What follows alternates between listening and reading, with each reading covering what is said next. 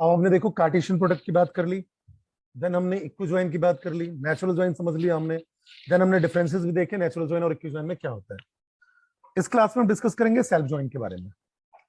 अब अगर आप सेल्फ ज्वाइन की बात करें तो सेल्फ ज्वाइन की जरूरत क्यों है, पहले तो ये समझते हैं। सेल्फ ज्वाइन का मतलब ये हुआ टेबल के सेम इंस्टेंस से ज्वाइन परफॉर्म करना। सेम जो इंस्टेंस है उसी से आप क्या कर रहे हो, ज्वाइन परफॉर्म करने की कोशिश कर रहे हो। लेकिन जरूरत क्यों है, पहले एक समझते हैं। देखो, अगर हम सेल्फ ज्वाइन की बात करें तो सेल्फ ज्वाइन जो है, joins a table to itself by pretending there are different tables involve. Means क्या करते हैं, एक टेबल के डिफरेंट रेप्लिका पे हम ज्वाइन ऑपरेशन परफॉर्म करते हैं, रेप्लिका पे। Okay, an equijoin always joins two और मल्टीपल टेबल्स। सेल्फ ज्वाइन भी क्या कर सकता है, सिंपल सी बात है, अपने रेप्लिका से ज्वाइन परफॉर्म कर सकता है। This is accomplished by using table aliasing। अभी कैसे कर पाओगे, टेबल के aliasing के through. One table has one alias, one table has one alias and the same table also has another alias. For the purpose of executing the query, Oracle treats them as different table। अब ये कैसे होता है समझते हैं। Syntax देखो क्या है, select a dot column name, b dot column name, ऐसे आप मल्टीपल कॉलम्स दे सकते हो फ्रॉम टेबल वन। अब यहां देखो टेबल वन है, उसका एक अलियासिंग आपने दे दिया a, और उसी टेबल वन का एक अलियासिंग दे दिया आपने b। तो एक ही टेबल है और दो अलियासिंग यूज हो रहे हैं, एक है a और दूसरे का नाम है b। तो उसको कंपाइलर जो है या ओरेकल जो है क्या ट्रीट करेगा, दो टेबल की तरह ट्रीट करेगा, जो क्या है, एक ही टेबल के दो इंस्टांस है। ठीक है, वेयर आपने लिख दिया a dot column equal to b dot column, तो ज्वाइन है तो बट ऑब्वियसली आपको कोई कंडीशन देनी पड़ेगी, तो वेयर क्लॉज में आप कंडीशन दे दोगे। ठीक है, so oracle self join is a special type of join unlike other joins where two different tables are joined based on some common condition, but in the case of self join it is a unary relation. A table is joined with itself. A self join work by specifying each row of the table is combined with itself and also every other row of the same table. In other to simpler words, we can say that a self join compare row within a table based on a condition to a query data. जैसे एक example समझते हैं, जैसे आपको बोला गया display name of every employee along with his manager name। आपको क्या डिस्प्ले करना है बेटा, हर एम्प्लॉय का हर एम्प्लॉय का मतलब जो नेम डिस्प्ले करना है along with his manager name. मतलब एम्प्लॉय का नेम आना चाहिए और उसके साथ क्या आना चाहिए, उसका मैनेजर का नाम आना चाहिए। ठीक है, पहले हम चलते हैं कि ये जो आपका पर्टिकुलर क्वेरी है उसका जो रिजल्ट है किस पर्टिकुलर टेबल से आ पाएगा, या इस क्वेरी के लिए आपको कौन से टेबल को ज्वाइन करने की जरूरत है, या कौन से टेबल पे क्वेरी फायर करने की जरूरत है। क्वेश्चन सबको समझ में आ गया। आपको हर एम्प्लॉय का नाम चाहिए along with his manager name. चलते हैं, अब अगर आप देखो तो मैंने यहां क्या किया हुआ है, ये आपका एमपी टेबल है, इस एमपी टेबल को मैंने दो बार बस कॉपी कर दिया, ये भी आपका एमपी टेबल ही है। ठीक है, अब आपको क्या चाहिए, ई नेम। ई नेम कहां से मिल जाएगा बताओ, एम्प्लॉय टेबल से या एमपी टेबल से। मैनेजर का नाम कहां से मिलेगा, दिख रहा है कहीं मैनेजर का नाम दिख रहा है आपको, देखो मैनेजर नाम कहां दिख रहा है बताओ, नहीं दिख रहा है।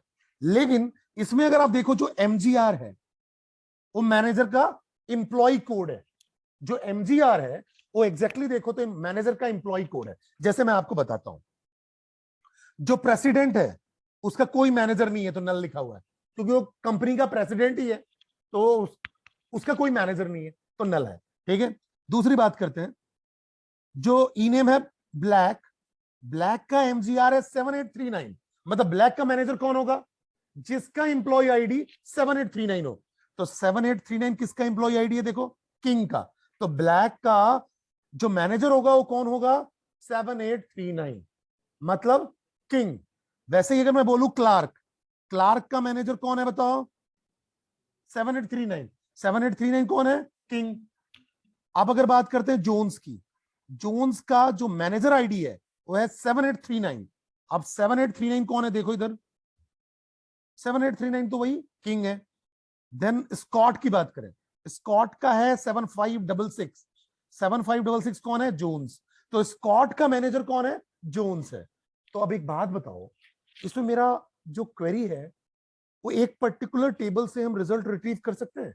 जो मैंने क्वेरी आपको बोला, मुझे क्या चाहिए, मुझे उस सारे एम्प्लॉय के नाम चाहिए along with his manager name. ठीक है, एम्प्लॉय टेबल से एम्प्लॉय का नाम और मैनेजर का नाम आ रहा है? देख के बताओ मुझे। नहीं आ रहा, मुझे कहीं डायरेक्टली मैनेजर का नाम लिखा ही हुआ नहीं है। अगर एमजीआर की जगह लिखा रहता मैनेजर नेम और नेम गिवन रहता तो मैं क्या करता, select E name comma manager name from EMP, काम हो जाता। ठीक है, select E name comma manager name from EMP, तो मेरा काम हो जाता, मेरा पर्पस सॉल्व हो जाता। लेकिन बेटा यहाँ मैनेजर आईडी दिया हुआ है, लेकिन मुझे क्या चाहिए, नाम चाहिए, मैनेजर का नाम चाहिए। तो अब क्या करूंगा, देखो अब मैं इसका एक काम कर सकता हूं। मैं क्या करूं, इस टेबल का एक रेप्लिका बना लूं, जिसको हम क्या बोलते हैं टेक्निकल टर्म में इंस्टेंस। तो ईएमपी का एक इंस्टेंस बना लो। बनाने का तरीका, अगर मैं लिखा ईएमपी ई, तो एक टेबल बन गया ईएमपी का एक इंस्टेंस। फिर मैंने बोला ईएमपी डी, मैंने जैसे ही दूसरा एलियासिंग यूज किया सेम नेम का सेम टेबल का, तो दो इंस्टेंस बन गए, सेम टेबल की दो कॉपी बन गई। अब फायदा क्या होगा समझो, मैं क्या करूंगा, मैं यहां से उठाऊंगा ई नेम, इस पर्टिकुलर पहले वाले इंस्टेंस से मैं ई नेम उठा लूंगा, और इस पर्टिकुलर पहले वाले इंस्टेंस से एमजीआर भी पिक करूंगा। अब एमजीआर पिक करने का फायदा क्या होगा, इस एमजीआर को यहां पिक करूंगा और मैच किससे करूंगा, दूसरे वाले के इंप्लॉय नंबर से। अगर मैच हो गया, अगर मैच हुआ तो ई नेम यहां का पिक करके इसको बना दूंगा मैनेजर। फिर से समझो, फिर से समझो, मैंने क्या किया, यहां का एमजीआर पिक किया और यहां का एमजीआर को यहां के इंप्लॉय नंबर से मैच किया। अगर मैचिंग हो गया तो जो इंप्लॉय नंबर उसके सामने है वही है उसका मैनेजर, और उसको प्रिंट करा दो। Purpose solve. क्वेश्चन समझ में आई बात, क्लियर हो रहा है पक्का? ठीक है, रन करके देखते हैं। तो अब इसको समझने की कोशिश करते हैं।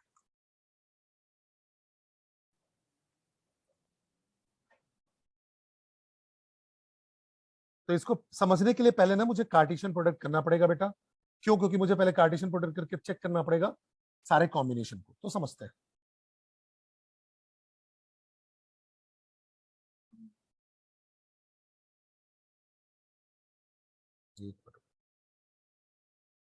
एसक्यूएल डेवलपर ओपन हो रहा है।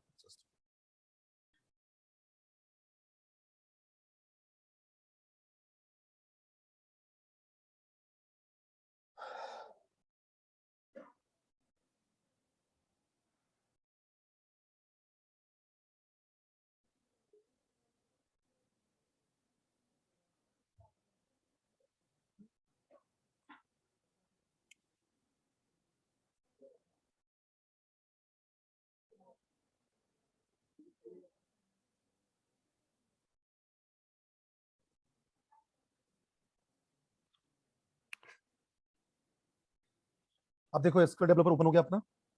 अब इसमें हम क्वेरीज रन करके देखते हैं बेटा। तो देखो सबसे पहले मैंने क्या किया, मैंने बोला सिलेक्ट, सबसे पहले फ्रॉम क्लॉज को देखो मैंने क्या किया, ईएमपी कॉमा ईएमपी एम। तो ईएमपी का ही मैंने दो इंस्टेंस बना लिया, एक ई और एक एम। तो आपके पास दो कॉपी आ गई ईएमपी की। क्लियर है इतनी बात?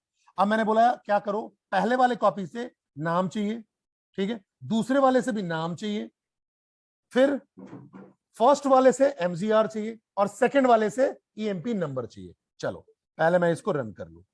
जैसे ही रन करूंगा मुझे पूरे के पूरे 14x14, क्योंकि क्या होता है कार्टेशियन प्रोडक्ट में, एक टेबल में 14 रोज है, दूसरा जो आपने टेबल का इंस्टेंस क्रिएट किया उसमें भी 14 है, तो 14x14 196 रोज आएंगे, ध्यान रखना। तो टोटल आपके पास देखो 196 रोज आ गए, क्योंकि आपने कार्टेशियन प्रोडक्ट किया। ठीक है, अब अगर आप देखो इसको मैं यहां शो कर रहा हूं, ये देखो आपके पास टोटल 196 रोज है, ये ऐसे ये पूरे के पूरे। ठीक है, पूरे के पूरे। अब मेरा क्वेश्चन जो था उसको सॉल्व करने की कोशिश करते हैं। मेरा क्वेश्चन था मुझे सारे इंप्लॉय के नाम चाहिए along with his manager name. तो देखो मैंने क्या लिखा, कंडीशन देखो, मैंने लिया फ्रॉम एम्प्लॉई एम्प्लॉय एम, दो इंस्टेंस क्रिएटेड। अब मैंने बोला ई डॉट ई नेम निकाल लो और एम डॉट ई नेम निकाल लो। ई से पहले वाले से ई नेम और एम डॉट ई नेम, लेकिन कैसे होने चाहिए, where E dot M G R equal to M dot E M P number. जो E dot M G R है मीन्स, यहां समझो, ये जो आपका मैनेजर आईडी है वो इंप्लॉय नंबर के अगर बराबर होता है तो उस पर्टिकुलर इंप्लॉय नेम को आप फैच कर लो। तो देखो यहां मैच हुआ, ये देखो ये मैच हो गया। ठीक है, तो ब्लैक का जो किंग है वो क्या है, मैनेजर है। ये मैच अभी नहीं हुआ, आगे देखो और कौन सा मैच हो रहा है। आगे बढ़ते हैं 7839 के बाद 7839 और भी मैच हो रहा होगा किसी न किसी का। ये देखो 7839 यहाँ पे मैच हुआ, कहा गया, ये देखो 7839। तो क्लार्क का भी मैनेजर कौन है? किंग, दिख रहा है, ये रो भी फिल्टर आउट होगा। देन आगे बात करते हैं 7566, ये देखो, तो स्कॉट का होगा जोन्स, स्कॉट का मैनेजर कौन होगा? जोन्स। रन करके देखो, तो जब मैं इसको रन करूंगा बेटा तो ये आ गया, ठीक है। तो ये पहला वाला जो ई नेम है वो आपके एम्प्लॉय के नेम है, और सेकंड वाला क्या है? उसका मैनेजर है। आप चाहो अलियासिंग का यूज कर लो, ठीक है। कैसे करोगे देखो, आप पहले एक चीज और चेक करना चाहो तो चेक कर सकते हो कि दोनों के मैनेजर आईडी और एम्प्लॉय नंबर सेम होंगे। तो मैंने यहां देखो नेक्स्ट वाली क्वेरी में e.mgr और m.empno को मैंने प्रिंट कराया है। ये चेक करने के लिए दोनों सेम है या नहीं है, देख लो, सारे सेम वाले हैं। टोटल 13 रोज है, वो पूरे के पूरे सेम मिल रहे होंगे, ठीक है। अब आपको नेम में कंफ्यूजन है तो अलियासिंग यूज कर लो। जैसे मैंने बोला e.ename तो नेम आ जाएगा, और m.ename को मैं बोल रहा हूं मैनेजर बोल रहा हूं, तो अब क्या लिखा हुआ आएगा? Manager. e.mgr, m.department number, e.hire date, m.hire date, from employee e employee m। तो बट ऑब्वियस है ये आपके पास हायर डेट भी दे देंगे, ठीक है। तो अगर मैं इसी क्वेरी में आपको पहले अलियासिंग सिखाऊं तो देखो क्या होगा। मैं यहां क्या करता हूं, इसको सिंपल लिख देता हूं नेम, ये आपका नेम हो गया, इसको लिख देता हूं मैनेजर, तो ये आपका मैनेजर की तरह प्रिंट होगा। तो अब आपको पूरा का पूरा पर्पस सॉल्व दिख जाएगा बेटा, ये देखो, ठीक है। अब देखो नेम आ गया, नेम के आगे उसका मैनेजर है, और दोनों का एमजी और ईएमपी नंबर सेम है, देख लो, क्लियर है। तो मुझे पता चल रहा है कि जो ब्लैक है उसका मैनेजर किंग है, क्लार्क का भी मैनेजर किंग है, जोन्स का भी मैनेजर किंग है, एलन का मैनेजर ब्लैक है, कुछ ऐसे। Is that clear? ठीक है। उसके बाद मैं एक कार्टेशियन प्रोडक्ट कर रहा हूं जिसमें मैंने लिखा e.ename, m.ename जिसका नाम हो गया मैनेजर, e.mgr, m.emp नंबर, फिर हायर डेट निकाल रहा हूं, e.hire date, m.hire date, और फ्रॉम एम्प्लॉई एम्प्लॉय एम। एक केवल मैंने किया कार्टेशियन प्रोडक्ट, क्योंकि आपको पता है यहां तक क्या होता है कार्टेशियन प्रोडक्ट। उसके बाद जैसे ही आप वेयर कंडीशन लगाते हो वो आपका क्या हो गया? ज्वाइन, ठीक है। तो यहां मैंने अभी कार्टेशियन प्रोडक्ट लगाया, तो आपके पास टोटल 196 रोज आ जाएंगे। अब इसका पर्पज है, मैं बता रहा हूं आपको नेक्स्ट क्वेरी के लिए। तो देखो मैंने यहाँ पास ये आपको पीडीएफ में पूरा निकाल के रखा हुआ है, यही है, पूरे 196 रोज है, 196 रोज है, ठीक है। अब आप क्वेश्चन समझो। नेक्स्ट क्वेश्चन क्या है मेरा, अगर आपसे पहले बोला जाए display name of every employee along with his manager name of all the employee who work in same department as their manager। अब देखो अभी तक जो क्वेश्चन था इसमें क्या हो रहा था, समझो मेरी बात को। इसमें आपके पास क्या हो रहा है, यहां तक आपके पास क्या है बताओ, आपने क्या निकाला? जिसका मैनेजर आईडी एम्प्लॉय नंबर के बराबर हो। अब आपने ये बोला कि दोनों का डिपार्टमेंट भी सेम होना चाहिए, तो क्या कर दोगे? And e.dptno equal to m.dptno, बस हो गया, और क्या, ठीक है, क्लियर है? आगे बात समझ में? अब डिपार्टमेंट नंबर भी सेम होगा, तो देखो पहले 13 रोज आ रहे थे, अब केवल 11 रोज आ रहे हैं, ठीक है। अब नेक्स्ट क्वेरी जो हम बात कर रहे थे, जो मैंने आपका कार्टेशियन प्रोडक्ट किया है उसको समझते हैं बेटा। तो नेक्स्ट क्वेरी क्या है? हाँ, अब आपका नेक्स्ट क्वेरी है बेटा display name of every employee along with his manager name. ये तो आपको बन गया, एम्प्लॉय का नाम चाहिए, मैनेजर का भी नाम चाहिए। For all the employees who word hired after their manager, लेकिन जिनका हायर डेट किसके बाद हो? मैनेजर के हायर डेट के बाद, ठीक है, जिनकी हायर डेट मैनेजर के हायर डेट के बाद हो, ठीक है। तो अब क्या करोगे देखो, मैंने बोला select e.ename as employee, e.hire date as hire date, m.ename as manager, m.hire date as hire date, from employee employee m, where e.mgr equal to m.emp number। ये तो पुरानी क्वेरी होगी। साथ में मैंने क्या लगा दिया कि e.hire date जो होना चाहिए वो ग्रेटर होना चाहिए m.hire date के, मैनेजर के हायर डेट से बड़ी होनी चाहिए, ठीक है। जब आप इसको रन करोगे तो आपके पास देखो यहां से रिजल्ट आएगा। आप यहां से हायर डेट देख लो, जिसका हायर डेट मैनेजर के हायर डेट से बड़ा है। तो अगर आप देखो बेटा, तो जैसे 17/11/1981, ये 17/11/1981 दोनों सेम है। यहां 17/11/1981 है, ये क्या है आपका 1/5/1981 है। ठीक है, तो ये 1591 है और ये 17/11/1981 है, इसको आप कंसीडर करोगे? बाद की डेट है ना, ठीक है, बड़ी डेट चाहिए, तो ऐसे सारे के सारे डेट जो मैनेजर के बाद हायर हुए हैं उनको आप कंसीडर कर लोगे। तो जब आप इसको रन करोगे तो देखो आपने इसको रन किया तो देखो आ रहा है, ठीक है, Martin, Turner, James, Miller, Scott, Ford, ये सारे के सारे आ रहे हैं, उसके मैनेजर के साथ आ रहे हैं, ठीक है, जिनकी हायर डेट जो है वो बट ऑब्वियस है, ग्रेटर है। क्लियर है? यहां तक बन जाएगा। आगे बात करते हैं। अब आपसे नेक्स्ट क्वेश्चन पूछा जा रहा है बेटा,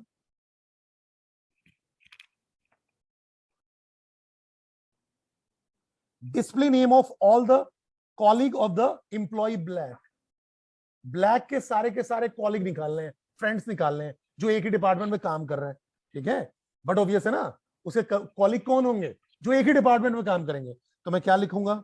सिलेक्ट E1 डॉट E-name और उसका नाम कर दूंगा as colleague from employee E1 employee E2, where मैंने लिखा E1 dot department number equal to E2 dot department number, जिसका डिपार्टमेंट नंबर सेम हो और साथ में नेम क्या हो? ब्लैक हो। जब आप इसको रन करोगे तो आप देखो क्या होगा। आपने बोला select E1 dot E-name as colleague from MP1 MP E2 where E1 the department number equal to E2 dot department number and E2 dot E-name equal to black। जब आप इसको रन करोगे बेटा तो आपको आ जाएगा सारे के सारे कॉलीग के नाम, लेकिन इसमें देखो ब्लैक का भी नाम आ रहा है। अगर आप इसको रिमूव करना चाहते हो तो साथ में एंड कंडीशन लगा दो कि नाम ब्लैक ना हो, उसके कॉलीग के नाम निकाल लेना। तो मैंने साथ में क्या लगा दिया? And E1 dot E-name not equal to Black. जब इसको आप रन करोगे तो अब आपके पास केवल 5 रोज आएंगे। ठीक है, यहां तक बात समझ में आ गई? नेक्स्ट समझते हैं। अब क्या है आपके पास, सेल्फ जो ज्वाइन है, सेल्फ ज्वाइन में आप ANSI सिंटेक्स यूज कर सकते हो। या आपने देखा हुआ है कि from Oracle 9 onwards Oracle has provided us new syntax for join, ठीक है, जिसको हम ANSI ज्वाइन या ANSI ज्वाइन सिंटेक्स बोलते हैं, जिससे हमें फुल आउटर ज्वाइन का बेनिफिट मिलता है। मैंने पहले ही आपको बताया है। तो आपका सेल्फ ज्वाइन का ANSI सिंटेक्स भी है। क्या है?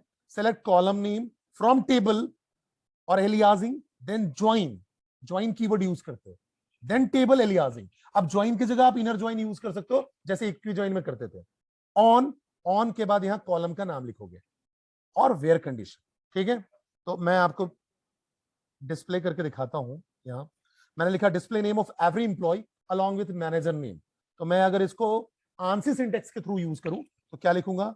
Select E dot E-name as employee, M dot E-name as manager, from employee E join EMP M, और मैंने लिख दिया ऑन में लिख दिया E dot MGR equal to M dot EMP number, ठीक है। वैसे ही हायर डेट वाला जो क्वेरी सॉल्व किया था वो हम ऐसे लिख सकते हैं, select E dot E-name as employee, E dot hire date, M dot E-name as manager, M dot hire date from employee E join EMPM on E dot MGR equal to M dot EMP NO where E dot hire date is greater than M dot hire date। तो but obvious है यहां से जिसका भी higher date greater होगा वो सारे के सारे कैलकुलेट हो जाएंगे। तो मैंने यहां रन करके देखा हुआ है, देखो बेटा, इसको आप रन करोगे तो ये आपका ANSI सिंटेक्स के साथ एग्जीक्यूट हो जाएगा, ये भी आपका ANSI सिंटेक्स के साथ एग्जीक्यूट हो जाएगा। और इसमें देखो आपका मार्टिन जो आ रहा है, आप यहां से चेक भी कर सकते हो। इसमें मार्टिन जो है, यहां पास मार्टिन आप चेक कर लो, सर्च कर लेते हैं मार्टिन। ये जो मार्टिन आपका रिजल्ट आ रहा है ये देखो मार्टिन है, ठीक है। अब मार्टिन में यहां जो डेट है देखो आपका 17/11/1981 है, जो 8/9/1981 के बाद आ रहा है, इसलिए आ रहा है, ठीक है। मार्टिन के बाद देखो टर्नर भी आ रहा है, सेम देखो टर्नर भी इसलिए आ रहा है, ठीक है। उसके बाद जो रिजल्ट है जेम्स है, मिलर है, स्कॉट है और फोर्ड है। आप यहां से चेक कर सकते हो बेटा। अगर आप जेम्स को चेक करोगे तो देखो जेम्स का भी 17/11/1981 है और इसका 3/12/1981, ये वाला तो मैच नहीं हो रहा है बेटा। आगे देखो ये 15/1981 है, 3/2/1981 है, और आगे चेक करो ये 9/6/1981 है, 3/12/1981 है, और आगे चेक करो कोई कॉम्बिनेशन है। ये है आपका 2/4/1981, ये 3/2/1981 है। नेक्स्ट चेक करो, ये है आपका 13/7/1987 और ये 3/12/1981। मिल गया, ठीक है। तो ऐसे पूरे के पूरे सर्च हो रहे हैं, जिसका डेट हायर होगा मैनेजर से वही वाले प्रिंट होंगे। तो यहाँ तक आपको बातें समझ में आ गई होंगी, सेल्फ ज्वाइन की जरूरत समझ में आ गई होगी। क्लियर है यहाँ तक?